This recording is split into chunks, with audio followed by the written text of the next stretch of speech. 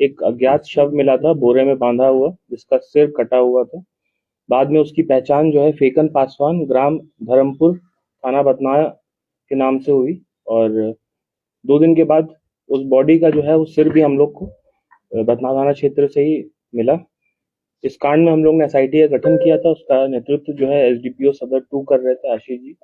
और जो technical team थी और जो आईओ है, उन्होंने सीडीआर एवं टेक्निकल विश्लेषण के बाद जो है जो अनीता देवी, जो मृतक की दूसरी पत्नी थी, उनसे पूछताछ किया गया। पूछताछ के क्रम में उन्होंने स्वीकार किया कि पत्नी, जो उनकी दूसरी पत्नी थी, उन्होंने ही और उनके 2 बेटे अरुण कुमार और रीशु कुमार, इन तीनों ने मिल के जो है उनकी हत्या की थी, फेकन पासवान की। और जो ये टेक्निकल एनालिसिस के बाद पता चला, अरुण कुमार जो इनका लड़का था, वो उस दिन उसी रात यहाँ पे आया था बथनाहा थाना क्षेत्र में। मूलतः वो आसाम में काम कर रहा था, पर उस रात वो यहाँ पे आया, उसके अगले दिन वो वहां से गायब हो गया। इसी को हम लोग को संदेह हुआ। उसके बाद पूछताछ किया गया। पूछताछ के क्रम में इन तीनों ने अपना जो है कन्फेस किया है घटना के बारे में। और फेगन पासवान को रात में खाना खिला के सुला दिया गया। उसके बाद उसकी जो है गर्दन काट दी गई और फिर उसको बोरे में पैक करके बाइक पे जो है उसको वहां पे एनएच के पास फेंक दिया गया। इसमें जो कपड़े जो ये लोग पहने हुए थे घटना के समय, उसको कन्फेशन के आधार पर बरामद कर लिया गया है। जो धारदार हथियार था उसको भी बरामद कर लिया गया है।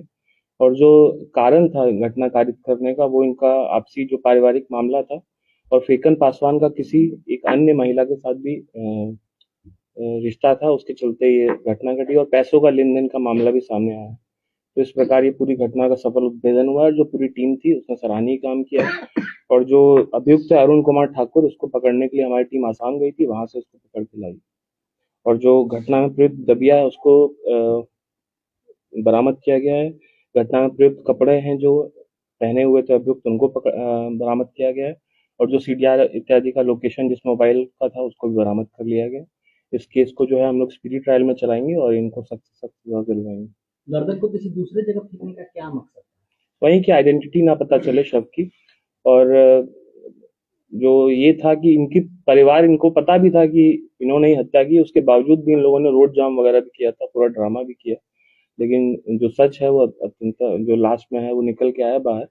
और पूरा जो घटना था, इनकी बीवी, दूसरी बीवी और जो 2 लड़के हैं, उनके द्वारा ही प्लानिंग करके इनको मारा गया। और पैसे का लेन देन, अनैतिक जो इनका रिश्ता था किसी और महिला से, यही सब कारण थे इसके पीछे। सर ये जानना चाह रहे हैं, जो महिला साथ में है वो कौन है? ये इनकी दूसरी पत्नी।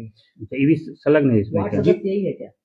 नहीं, वो नहीं। जिनके साथ नाजायज संबंध था, क्या वो भी आ रहे हैं जांच के दायरे में? नहीं, वो इसमें नहीं है। घटना इन तीनों लोगों ने ही की है और इनको उसके अनैतिक संबंध के बारे में पता चला। और मूलतः पैसों का भी विवाद था। 5 लाख रुपए जो है इसने बोला था कि हम देंगे, और उसमें से 3 लाख रुपए दिए भी थे। उसके बावजूद इनके साथ गाली गलौज करना और ये सब करना, इसके चलते लोग आक्रोशित थे। और ये तीनों लोगों को वो टॉर्चर भी करता रहता था कई कई चीजों को लेते हुए। ये सब चीजों के इनके अंदर अपने जो सौतेले पिता थे, इनके प्रति घृणा थी, जिसके चलते इन लोगों ने घटना को कारित किया। हत्या घर में ही की गई थी या कहीं ले जाकर? सोने के बाद घटना घर में ही की गई थी। तो सब बेडशीट और ये सब हम लोग को मिला है और बहुत सारे साक्ष्य मिले हैं। सब हम लोग एफएसएल से जांच करवा के उसको अच्छे से सिर कहाँ छुपा जाता है? सिर तो फेंक दिया गया था वहीं से। वो 4 दिन के बाद हम लोग को बरामद हो गया। सिर जो मिला था उस समय कोई स्मेल वगैरह नहीं था इसमें? नहीं, वो वहीं था, ठंड की वजह से शायद ऐसा हुआ होगा।